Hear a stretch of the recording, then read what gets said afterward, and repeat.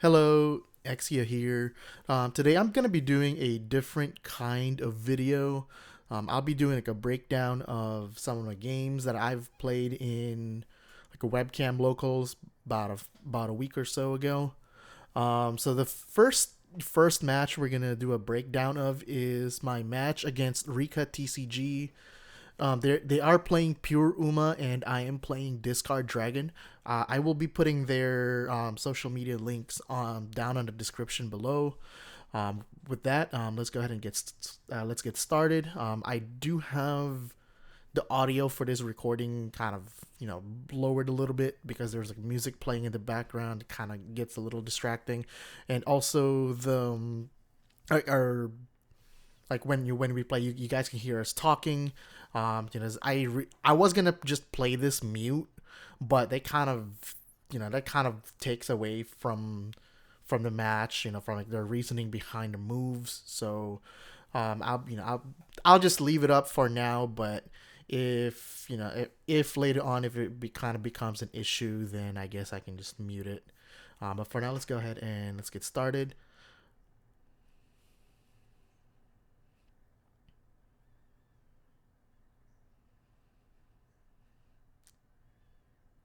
And so I do mulligan here because I don't remember what my opening hand was, but it was not great.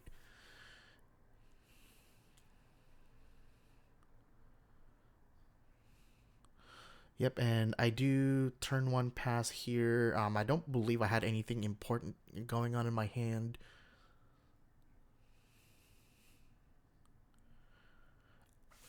So I'm gonna pause here real quick, and so I turn two pass. I don't believe I had Oracle.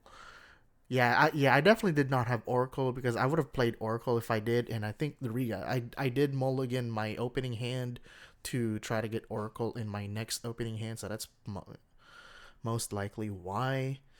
So yeah, let's gonna continue.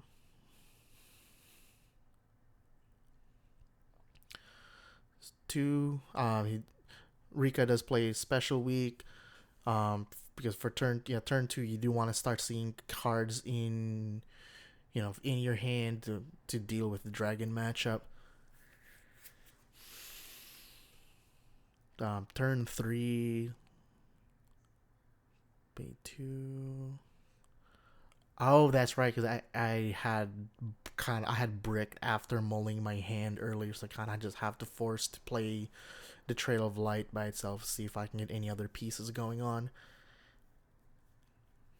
And for one, plays Flowers for You to buff their special week and draw a card in their hand, so should be swinging for 3 damage.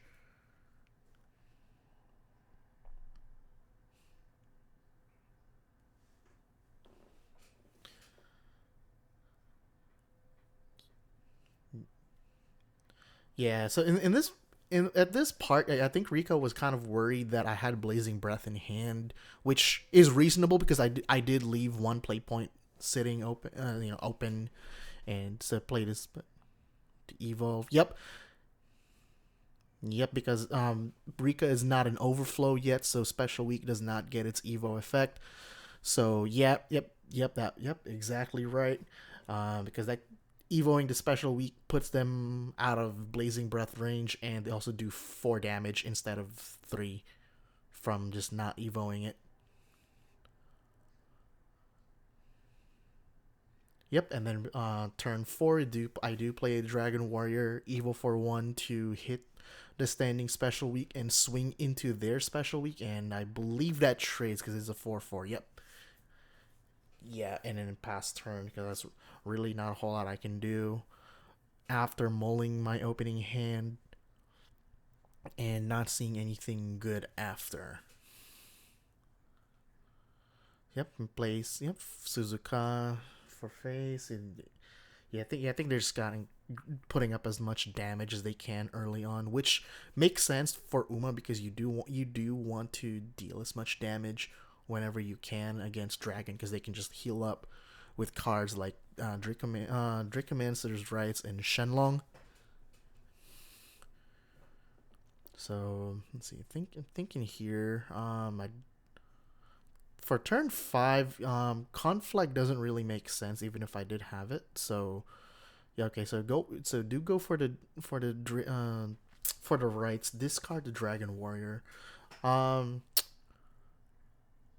yep. Oh, okay. There's the Dragon Oracle. Okay, so it's kind of ramp. And ping the Suzuka. So I'm gonna pause here real quick. Um, Playing the rights is understandable because as Dragon, you do want to start doing damage to your opponent's life with that whenever you can. Playing the Dragon Warrior Evo into the Suzuka wasn't a bad idea either, but that kind of just because that is 4 damage. That is waiting if Uma doesn't answer it, but with Rika's hand, I don't. I think they had 7. Yeah, I think they have 7 cards in hand, so I guess it's fine. It's fine to just not play the Dragon Warrior Evo Suzuka because that leaves me with 1 floating. So and that kind of still puts me not behind, but not as far ahead as I would like into this matchup. So Rites discard Dragon Warrior and then Dragon Oracle is an acceptable play here.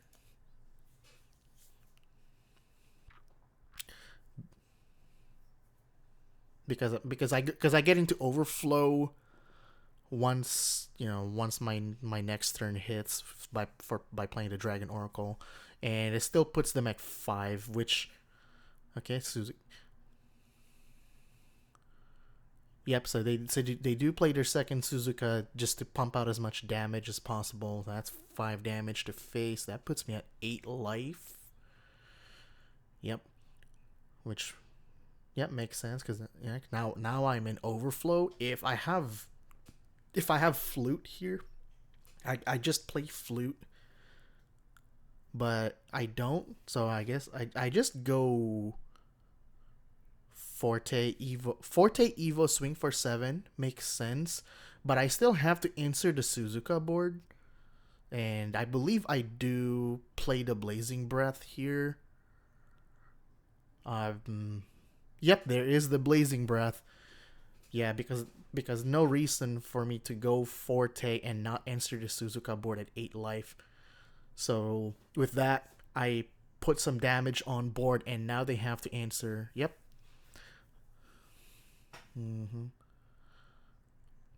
So race for 1 because they don't have the play point to really do anything else, and then they kind of just have to crash into the Forte and grab a card. They think they grab Suzuki. Does grab the Suzuka. I'm gonna pause it real quick. So yep, grabbing the Suzuka makes sense, but it also doesn't at the same time because they already played the 1 Evo Suzuka, and I don't remember if they did play the second Evo Suzuka, and if they did, it doesn't make sense because you would have what, at least 5 carrots, 2 Agnes Tachyon, one or 2 special week, and one Suzuka Evo. Unless I'm wrong, and they only played a 1 special week Evo, it doesn't make sense to grab the Suzuka. I think grabbing the special week probably would have been better, but I think they did mention before. I think he was being being a bit greedy with his plays. So personally, I would not grab Suzuka in that situation. I would have grabbed maybe special week, but I guess if I just want to pump out as much damage as possible, Suzuka kind of does that. But with Dragon at going into 8, I don't think would have been a great idea. So I think grabbing special week instead of Suzuka would have been better. Oh yeah. So okay. So Yeah, Rika dumps the Maruzensky. Honestly, I would have kept the Maruzensky, and yeah, I would have kept the Maruzensky probably, just in case you do need it for later on, because there's still targets for it to hit. And then there's the Ogre cap at 8. Discard 2.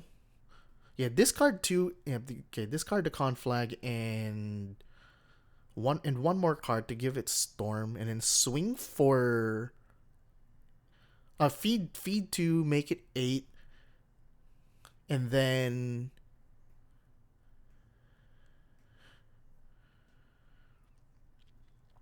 yeah, and then put that and 2 damage from Rites, because from the discard effect of Oguri, so that's 10 damage, which leaves them at 3. So what? Now I'm pondering what card to discard here, and I will pause right here, because this moment right here is where I should have lost the game.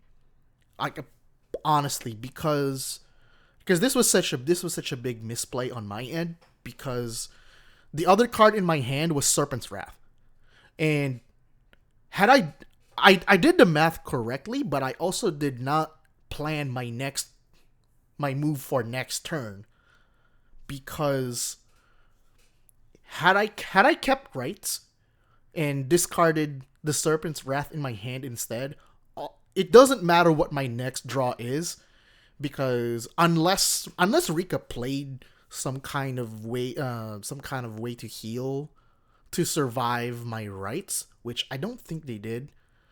Yeah, no. I don't think they did. So yeah, discarding the Rites there was such a big misplay that I'm glad I did not get punished hard enough for. And yeah, so no note for mainly myself, but for those who watch the video, don't do that. Don't do that.